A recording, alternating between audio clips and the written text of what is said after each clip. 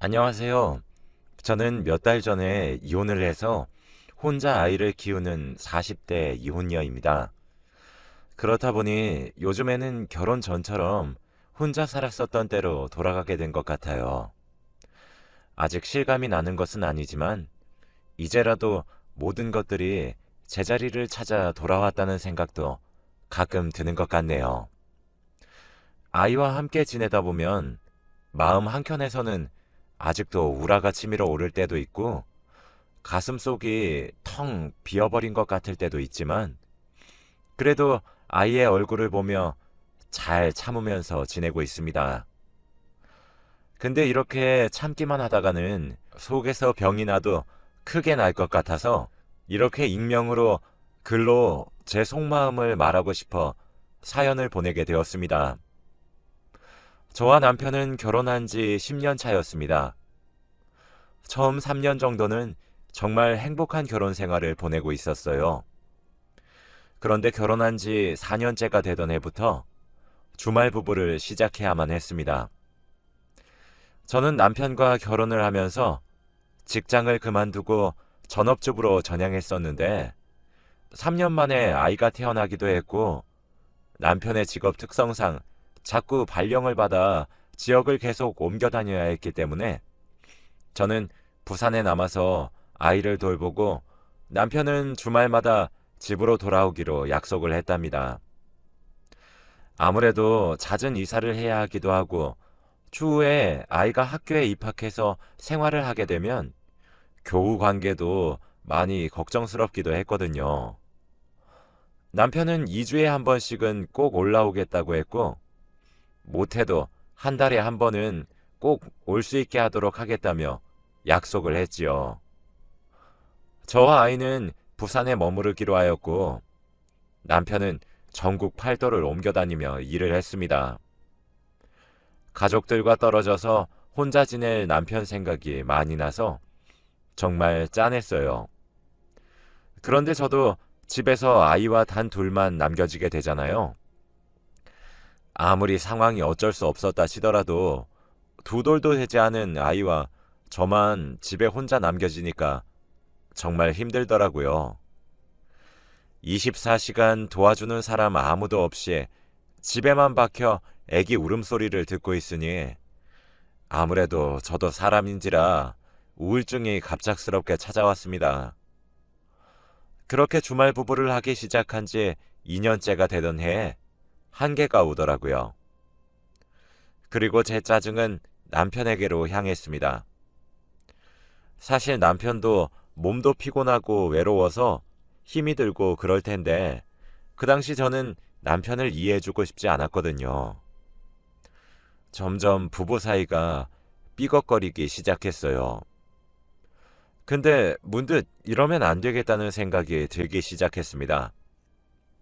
내가 왜 이렇게 우울한가 싶었죠. 그래서 아직 어린 나이였지만 아이를 유치원에 보내기 시작했어요. 그렇게 전 오랜만에 자유를 되찾을 수 있었습니다. 아이를 유치원에 보내고 난 뒤에는 그래도 제 개인 시간이 따라올 수 있으니까요.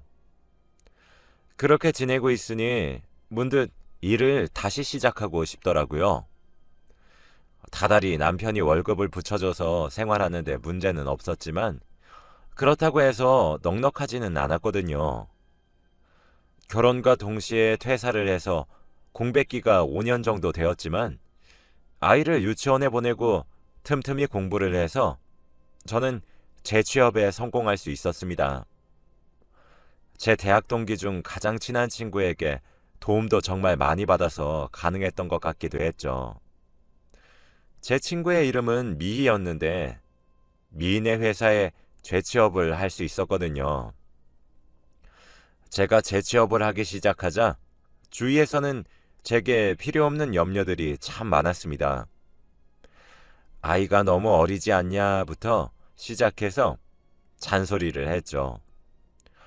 그래서 저도 불량 엄마가 된 듯 하더라고요.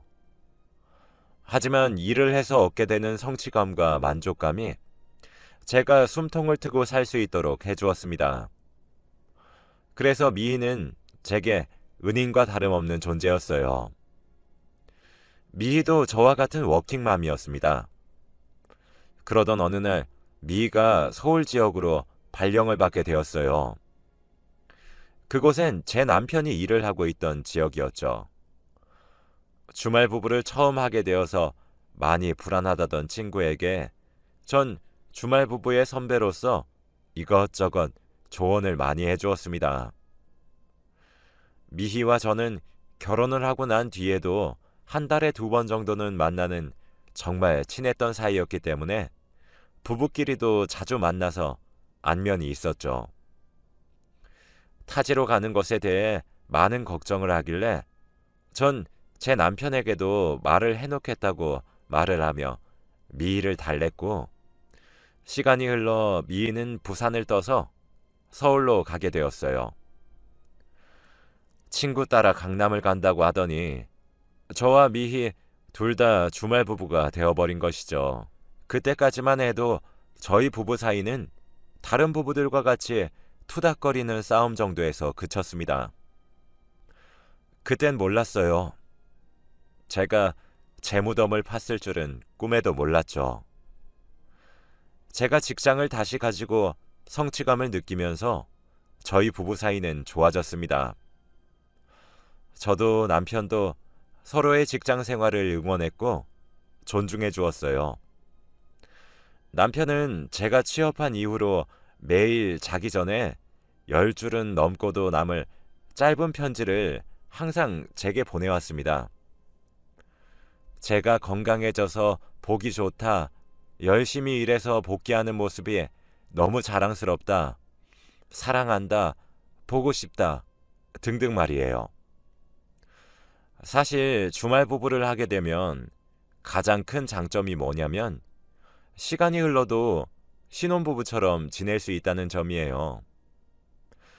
아무래도 떨어져 있는 시간이 길고 붙어 지내는 시간이 짧다 보니 서로가 서로에게 더욱 집중할 수 있게 되고 그렇죠. 근데 이 장점이 유일합니다.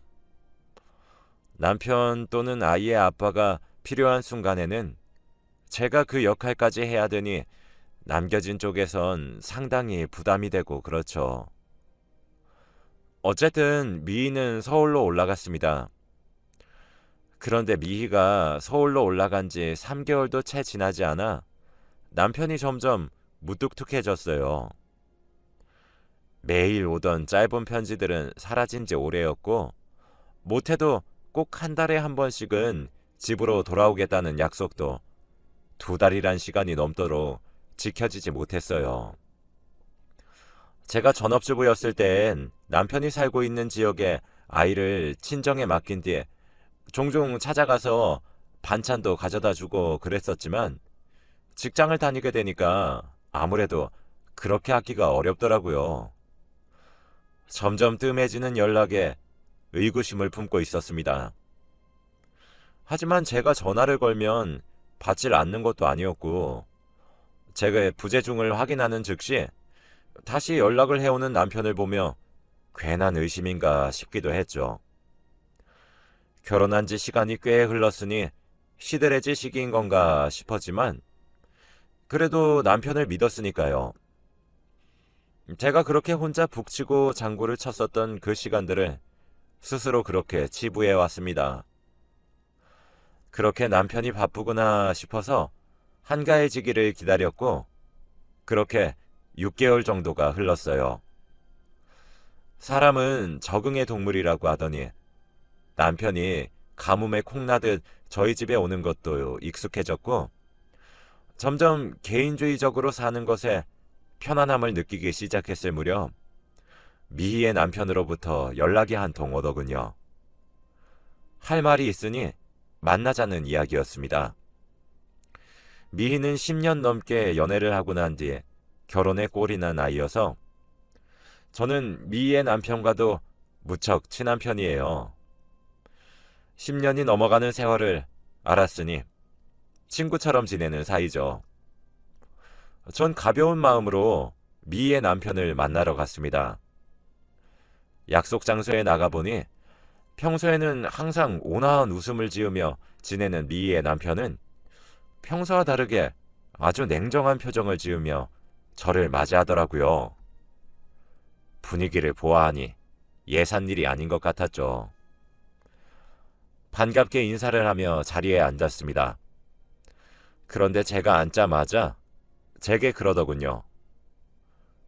연희야, 너 알고 있었어?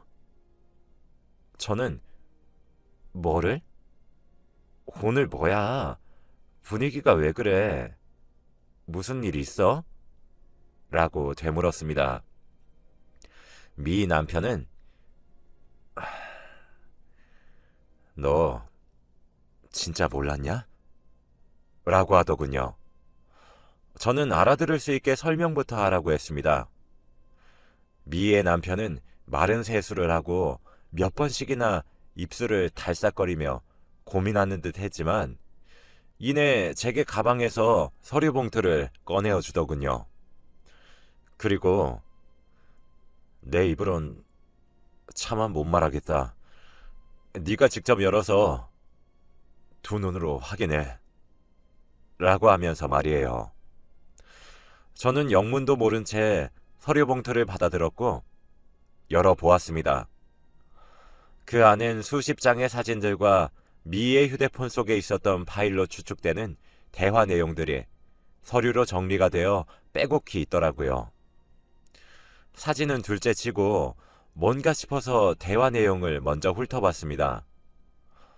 그 내용은 미가 외도를 저지르는 듯한 증거 자료들이었어요.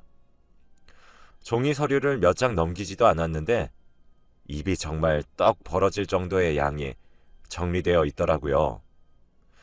저는 정말 깜짝 놀랐습니다. 뭐야 이거? 미 지금 혹시 바람 피고 있는 거야?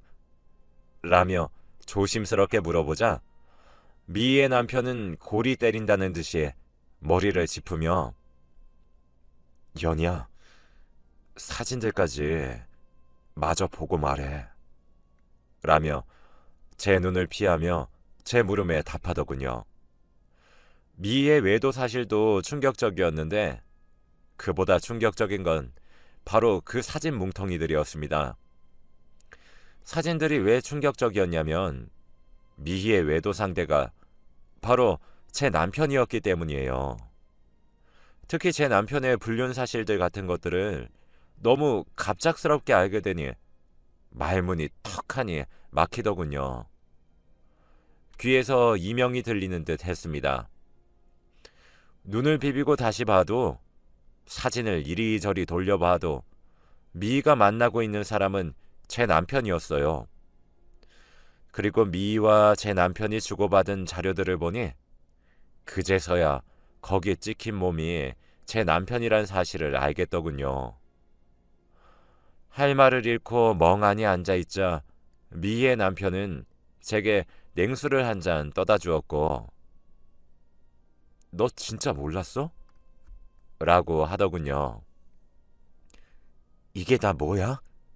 라는 제 물음에 미희의 남편이 말해주었습니다. 저번 주 주말에 미희가 부산에 내려왔다고 하더군요. 그런데 하루 종일 휴대폰을 끼고 사는 모습이 뭔가 그날따라 쎄했다고 합니다. 미희의 어깨 너머로 휴대폰 비밀번호를 외우고 난 뒤 미희가 잠에 든 늦은 새벽에 휴대폰을 확인했더니 그런 문자들이 있었다고 해요. 그때가 기회라고 생각해 대화 장면 하나하나를 직접 일일이 사진으로 찍어 남겨뒀다고 합니다. 그런데 그 말에 제 눈물이 터졌습니다. 그 이유는 저번 주에 제 남편도 부산으로 내려왔기 때문이에요. 아무튼 미희의 외도를 알게 된 미희의 남편은 바로 회사에 모아놨던 연차와 휴가를 낸 뒤에 본가에다가 딸아이를 맡기고 서울로 올라갔다고 합니다. 그리고 약 일주일간 잠복했다고 해요. 미희가 저희 남편 집에 들어가는 것, 저희 남편이 미희의 집에 들어가는 것, 그뿐 아니라 둘이서 데이트를 하며 손을 잡고 입을 맞추는 모든 사진들을 본인의 손으로 그 둘을 쫓아다니며 찍었다고 하더군요. 처음에는 너무 화가 나서 눈앞이 새하얘질 정도였다고 합니다. 그런데 그 둘의 뒤를 쫓아다니며 사진을 찍는 자신의 모습이 초라했고 서글펐다고 하더군요. 그래서 찍을 만큼 사진을 찍고 난 이후 다시 부산으로 내려왔고 서류를 정리한 뒤에 바로 제게 잠시 만나자고 한 거였다고 해요. 그 자리에서 정말 온몸에 힘이 다 빠질 정도로 엉엉 울었습니다. 미희의 남편은 그저 그렇게 울고 있는 저를 바라보고 한숨만 푹푹 쉬더군요. 그러면서 제게 말했습니다. 이현이야, 내가 이거 너한테 말한 이유가 뭐냐면 나 미희랑 이혼할 거야. 그리고 미희의 내연남인 네 남편에게 상간남 소송도 걸 거고. 그런데 너랑 나랑도 10년이 넘어가는 세월을 알고 지냈잖아. 10년이 얼마나 긴 시간이냐. 그래서 누구보다 나와 같은 피해자인 너에게 먼저 말해야 되는 게 맞다고 생각했다. 그래서 얘기한 거야. 나 오늘 변호사 만나고 왔어. 아마 내가 모은 증거들로도 충분히 이혼하는 것이 어렵지 않을 거라고 하더라. 우리 딸도 지금 내가 키우고 있으니까 계속 내가 키우게 양육권과 친권도 가져오려고 노력 중이야. 소송에 들어가기 시작하면 네 귀에도 분명 이 얘기가 들어갈 텐데 미리 아는 게 맞다고 생각해서 얘기했다. 정말 미안하다. 너도 이혼 생각 있으면 나한테 말해. 내가 모은 증거들 너에게 다 줄게. 미안하다. 라고 말이에요. 그리고 자리를 먼저 떠나더군요. 제게 은인 같았던 친구는 주말 부부를 하기 시작할 때 남편이 외도를 하면 어떻게 하냐며 걱정했었는데 본인이 외도를 하고 있는 것도 어이가 없는 와중에 그 외도 상대가 친구의 남편이란 사실이 여러분들은 믿겨지시나요? 슬픔과 분노, 그리고 배신감 등등 정말 부정적인 감정들이 소용돌이치듯 저를 감쌌습니다. 저는 집으로 돌아갔고 한참을 고민했어요. 그리고 다음날 바로 연차를 내고 남편이 살고 있는 곳으로 찾아갔습니다. 남편과 미희는 일을 하러 간 시간이었죠. 솔직히 사진과 대화 내용으로 확신했지만 그래도 제 마음속 한 구석에는 제발 아니길 바라는 마음이 컸었던 것 같아요. 남편이 혼자 살고 있다는 오피스텔에 들어갔습니다. 사실 제가 신생아였던 아이의 육아를 도맡아 했기 때문에 주말 부부라고 하지만 제가 남편을 만나러 간 횟수는 사실 거의 없다고 봐도 무방해요. 아무래도 아이가 없으면 모르겠지만 어린 아이를 데리고 먼 길을 가는 것은 생각보다 힘겨운 일이거든요.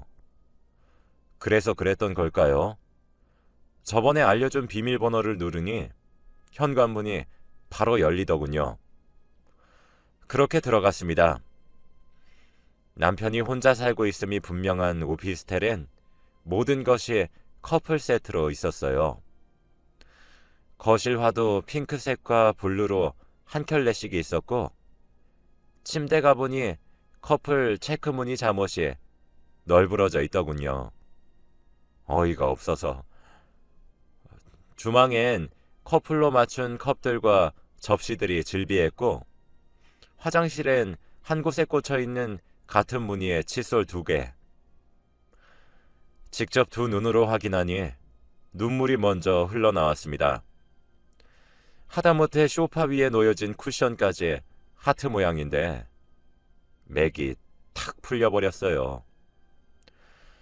한참을 멍하니 서 있다 사진을 찍었고 그곳에서 남편이 퇴근하고 돌아올 때까지 기다렸습니다. 한참의 시간이 흐르고 나니 비밀번호를 누르는 소리와 함께 남편이 들어오더군요. 익숙한 웃음소리와 낯익은 듯한 여자 목소리와 함께 말이에요.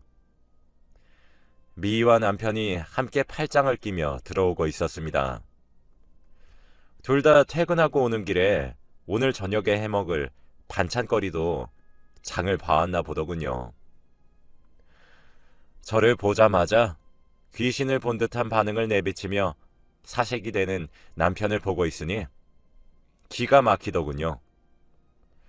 뒤를 따라 들어오며 영문도 모르는 미희의 얼굴을 보고 있으니까 화가 치밀어 올랐고 그대로 달려가 머리채를 잡고 흔들기 시작했습니다. 미희는 그제야 상황이 파악이 된 것인지 비명을 질렀어요. 그 개판인 꼴을 보고 있던 남편은 모든 게 자신의 죄라며 미희 머리채를 잡고 있던 제 손을 어거지로 떼어놓고 자신의 등 뒤로 미희를 숨기더군요. 누가 보면 제가 상간녀인 줄 알겠습니다. 그 모습에 마지막 희망이 산산조각으로 부서졌어요. 그대로 오피스텔을 빠져나와 기차역으로 가기 위해 택시를 잡으려고 했습니다. 남편은 그런 저를 뒤늦게 쫓아나와 붙잡더군요. 연희야, 미안해. 내가 잠시 정신이 나갔었나 봐. 정말 실수였어. 아니, 그게... 정리할게. 조금만 기다려줘. 라며 자신이 무슨 말을 어떻게 짓거리는지도 모르는 눈치인 남편을 물끄러미 보다가 말했어요. 내가 당신 불륜 사실을 누구한테 들었는지 알아? 미 남편이 말해줬어. 나한테 그러더라. 자기 이혼 소송 준비 중이고 당신한테 상간남 소송 걸 거니까 나보고도 이혼 생각 있으면 자신한테 연락해달래. 자기가 모은 증거 자료 친히 무료 나눔 해주겠다고 하면서. 그리고 난 오늘 미 남편에게 전화를 걸어서 증거 자료들을 나눠달라고 부탁할 예정이야. 법정에서 봐. 이 나쁜 놈아. 라고 소리를 지르고 남편의 얼굴에 침을 퇴 뱉고 자리를 떴습니다. 택시를 잡고 서울역을 향해 가는 도중 제게 끊임없이 전화를 걸길래 다 무시했어요. 그랬더니 문자가 오더군요. 촉새 같은 남편은 곳에 미희에게 다 털어놓은 건지 미희도 제게 실수였다며 이혼 소송이 무슨 말이냐며 말 같지도 않은 소리를 적은 문자를 보내왔습니다. 그렇게 또 예상치 못한 증거들을 확보하게 되었어요. 부산에 도착한 후 미 남편에게 그 두 명이 제 남편이 살고 있었던 오피스텔에 살림을 차렸다는 사진들도 보내주었고 저희 둘은 그렇게 이혼을 함께 준비했습니다. 이미 미희의 남편이 상담을 받고 있던 변호사님께 제 처지의 상황도 함께 맡겼어요. 변호사님이 이렇게 기가 막힌 경우는 처음 본다며 혀를 내두르시더군요. 이미 미희의 남편에게 상황을 들어서인지 제 이혼 소송도 아주 순조롭게 진행이 되어갔습니다.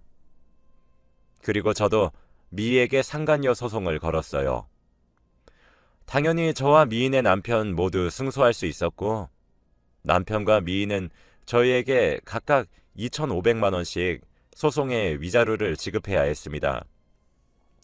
그리고 이혼 소송에서는 양육권도 저희에게 빼앗겼어요.